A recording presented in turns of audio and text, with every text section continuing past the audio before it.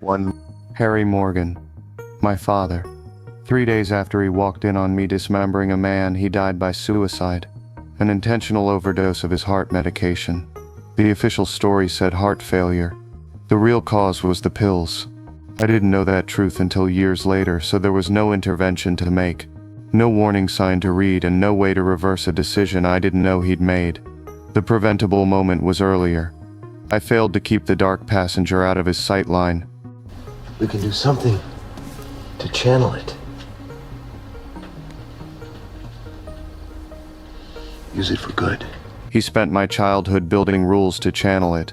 But the first time he saw the unedited version, he couldn't reconcile the student with the lesson plan. If I'd kept the kill off his radar, the overdose has no reason to follow. Mechanically, it's simple. Pre-existing heart condition plus excess medication equals a fatal arrhythmia. No conspiracy, no accomplice, no external killer. Just a father who decided he couldn't live with what he'd created. Am I innocent? Completely. Could I have saved him? Only if I'd prevented the exposure that triggered the choice, and I didn't. 2. Sergeant James Doakes, a good cop who got too close. He tailed me, found my bloodslide trophies, followed me to a kill site, and caught me red-handed. I restrained him in a pre-built cage in an Everglades cabin I'd used to deal with one of my mother's killers. I didn't kill Doakes because he didn't fit the code. I wanted to, but chose to turn myself in instead, after a day to put my affairs in order. While I hesitated, Lila found the cabin, opened the propane tank, and ignited the place with Doakes still inside. What the f*** are you doing? What the f*** are you doing? No! Turn it off! No! Cause of death? A propane tank explosion, intentionally set by her. I couldn't save him because I created the conditions for his murder and then left him unattended. I isolated him instead of turning myself in, left a living witness in a known location with combustible fuel on site. I underestimated Lila's impulse to solve my dilemma and didn't control the scene. Preventable steps: release him and accept arrest, move him somewhere without gas, remove the tanks, stay on site, treat him like an innocent to protect, not a problem to manage. I didn't make that switch in time. 3. Ellen Wolfe, a defense attorney and Miguel Prado's rival. Miguel asked me to help kill her. Ellen Wolfe. Piece of work, right? Go easy, be tactful. We can't kill her. I see. She was innocent and outside the code. He went alone, right after I let him make his first kill with me, Billy Fleeter. He beat and strangled Ellen, stabbed her, and buried her in a shallow, newly dug grave at Westgate Cemetery. I confirmed it by finding blood traces in her house and exhuming her body to show Miguel I knew exactly what he'd done. I couldn't save her because I misread Miguel's intent and speed. I left him unsupervised after he asked to murder an innocent. I didn't warn Ellen. I still showed Miguel how to kill. Preventable steps: cut ties the moment he named Ellen. Warn her in LaGuerta. Put eyes on Miguel. Contain him like a threat, not a student. 4. Frank Lundy, an FBI agent currently hunting Trinity. After rekindling things with Debra, he stepped outside the Blue Water Hotel with her just before dawn. Someone opened fire in the parking lot.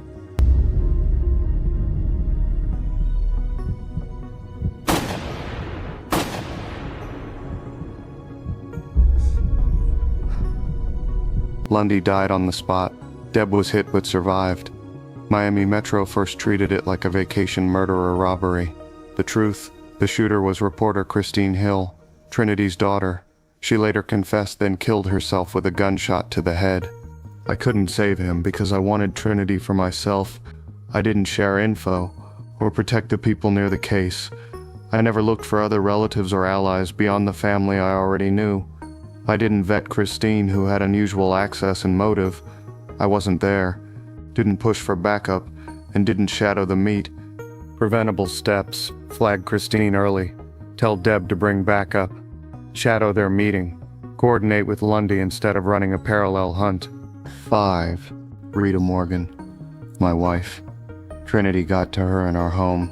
She turned back to grab her ID before a trip. I found her in the bathtub after I'd already killed him. The scene matched his ritual: water in the tub, a razor cut to the thigh, exsanguination, Harrison crying on the bathroom floor, sitting in his mother's blood, an echo of my own origin.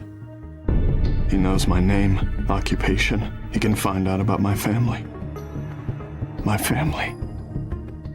What the hell have I done? Trinity knew my real name and proved it in my squad room. He had my address, my family's faces, and the nerve to make his last kill personal. I couldn't save her because I treated Trinity like a puzzle and not a live threat to my family. Kept the hunt off the books. Didn't post a patrol car at my curb, and never put protection on Rita or the kids. I tried to relocate them after Trinity's visit at the station. Too little too late. I knew he'd made me. He said my name in public, and I still left the door wide open for a final move. Preventable steps. Tell Metro I'm a target, move Rita and the kids under a false name, shadow the house, or him, let him fall at the construction site. Treat him like every other killer, not a mentor to study. 6. Melanie Garrett. Ray Speltzer frequented the sugar mill saloon where she worked. I saw them flirting while she served him drinks, but I didn't stay. I showed Deb his file and pushed to take him out.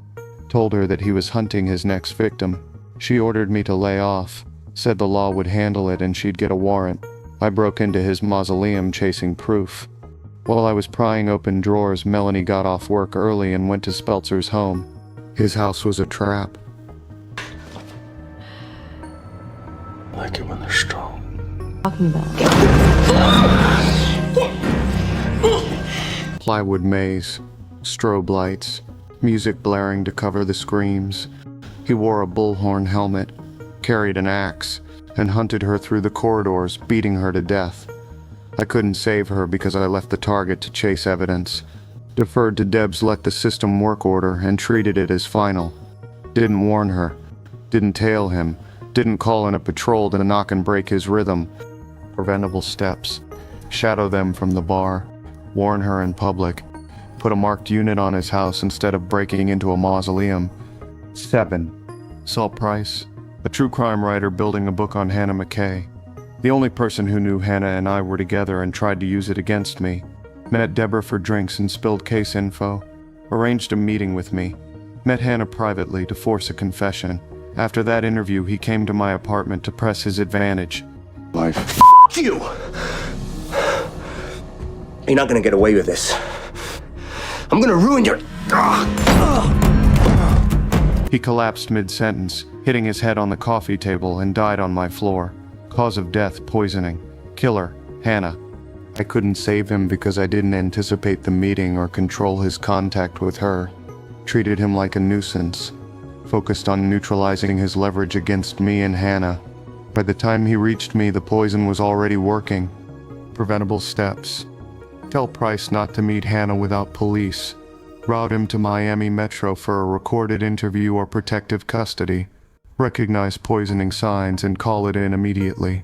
If I'd killed Hannah when I had her on my table, Sal would still be alive. 8 through 13. Travis Marshall victims. I first saw Travis when the locusts were released at the Botanical Gardens. Processing the Angel Wing evidence led me to his job, the Miami Cultural Center. After finding proof in his apartment, I caught him in his car with a garrote wire around his neck. Drive out of the parking structure, turn right on Flagler, and then drive on past the Miami River. He blamed Professor Geller. I decided Travis was a follower that I could scare straight and use to find Geller. That choice opened a lane for 6 deaths. Trent Casey. An atheist professor used for the Bowls of Wrath tableau. I tried to warn him, he didn't believe me. Travis abducted and murdered him days after I let him go. I never put Travis under watch. Didn't alert campus police that a specific professor matched the target profile and kept chasing a living Geller. Preventable steps. Surveil Travis. Warn the university. Lisa Marshall, Travis's sister, posed as the whore of Babylon. He killed her in her own home as his delusions escalated. I was still hunting Geller, unaware he was already dead. I didn't warn Lisa she was high risk. Preventable steps. Notify and protect relatives the day I let him go. Sit a patrol car on her house. Holly Benson. Previously spared after I made Travis feel guilty, later recaptured and killed with the help of the Dorseys. hung from the anchor of a boat. Identified her as the next target, but didn't make it in time. I mistook released for safe. No protective custody, relocation, or plan for a circle back. Preventable steps, protective detail, relocation under an alias, daily check-ins, public bolo, tying Travis to her case. Unnamed elderly couple. Home invasion double murder, so Travis could use their house as a hideout. I didn't canvass property crimes or watch vulnerable homes. I focused on his tableau, not his logistics. Preventable steps. Cross-match his travel radius with recent break-ins. Patrol likely neighborhoods. Flag signs of a commandeered residence. Uniformed rooftop officer. Stabbed atop the Transcorp building as Travis moved toward his endgame with Harrison. I was at Harrison's play. Once Travis kidnapped him, my only thought was getting him back safely. Preventable steps. Elevate Travis to armed and extremely dangerous. Circulate his photo. Lock rooftop access near his recent sightings. And assign cover pairs so no officer faces him alone. Baseline preventable steps for the group. Continuous surveillance on Travis. Explicit warnings to likely targets. Use any lawful detention while disproving Geller. If I hadn't believed Travis's lies and let him go, they'd still be alive. 14. María LaGuerta. Reopened the Bay Harbor butcher case and followed the trail to me. I used Hector Estrada as bait. Forced him to call LaGuerta and lure her to the same place my mother was butchered. I tranquilized her. Planned to stage it as if they killed each other. But Deb tracked LaGuerta's location and arrived before I finished. LaGuerta ordered Deb to arrest me, then begged her to put me down. I told Deb it was okay.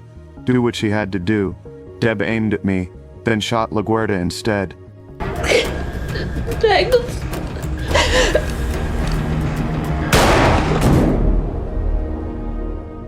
I couldn't save her because I didn't want to. She was an innocent. But the first rule of the code is don't get caught, and I put that above protecting her.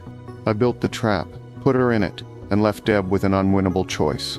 Preventable steps. Stop the frame up and accept arrest. Surrender in public. Keep Deb away from the port. 15. Evelyn Vogel. She was a neuropsychiatrist who helped design the code that shaped me. Her son, Oliver Saxon, born Daniel Vogel, was the killer I was hunting. She believed she could reach him. When she realized she couldn't teach him the code, we set a trap, meet in public, my eyes on the perimeter. Instead, she called me to come to her house. As I walked up, my phone rang. Saxon told me to look up. The light came on, he stood at her side. I watched him slit her throat, saying, Mother chose the wrong son. Again. She died on her kitchen floor before I could cross the room. I couldn't save her because I allowed Vogel to keep meeting Saxon alone. No surveillance. I approached without backup or entry plan. I assumed a mother could calm the son I couldn't catch. Preventable steps. Move Vogel into protection. Wire the house and sit on the door with Deb. Take Saxon down the moment I have a line on him. 16. Max Clayton. Deputy U.S. Marshal assigned after Hannah McKay resurfaced under the alias Maggie Kastner. Elway tipped him off. He met Batista and me. Checked Arlene Schramm's house. Even dropped by my apartment and Deb's place. Suspected I was back with Hannah. Later, when I called Deb to the old Rendell Psychiatric Hospital where I had Oliver Saxon restrained, I told her to come arrest him. I didn't need to kill him. Clayton tailed her, found Saxon bound and gagged, moved in to help, and got stabbed in the chest with one of my knives.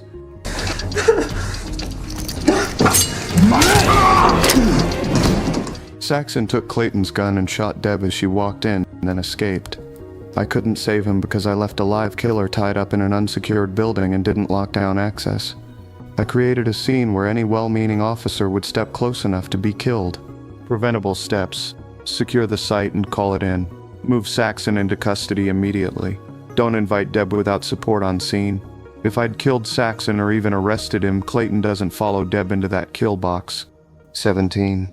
Deborah Morgan. Same scene as Max Clayton. Rendell Psychiatric Hospital.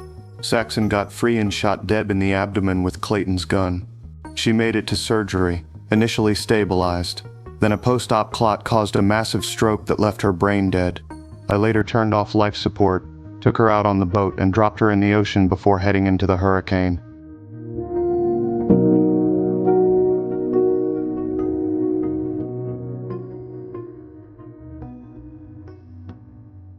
I couldn't save her because I set the stage. Live killer. Unsecured building. Didn't lock down access. Called Deb in without backup support. Once Saxon pulled the trigger, everything that followed, OR, ICU, the clot, was just the clock running out. Preventable steps. Everything that would have prevented Clayton's death. Secure the site. Move Saxon into custody immediately. Or finish him. Plus, never summon family to a live scene unless it's already under control. 18. Molly Park. A true crime podcaster working with Angela on Matt Caldwell and other cold threads. I watched Kurt lure her to his off-grid cabin for a fake interview, stepped in and got her out before he could do his hunt and kill ritual. Later, she met him again. I found her embalmed and displayed in Kurt's underground bunker with his other trophies. Mary. Kill. I couldn't save her because I treated that first rescue as the end of the threat, instead of the start of protection. No tail on Kurt. Didn't warn Molly. No safety plan. No relocation. No two-person rule for future contact. I told Angela about the cabin after the fact, but I didn't push for 24/7 surveillance or a safe house from Molly. Kurt waited, adapted, and took her when no one was watching. Preventable steps. Move Molly into protective custody or a safe hotel under an alias. Hard no one-on-one with Kurt. Shadow him continuously until arrest. Coordinate warrants on cabin and property. Monitor approach points so he can't isolate a target again. If you think the body count is high, wait until you see what happened to the people who knew what I was. Some kept the secret. Most didn't live long enough to regret it. Watch the next video and see who got to live, and who didn't. Because knowing me was often a death sentence.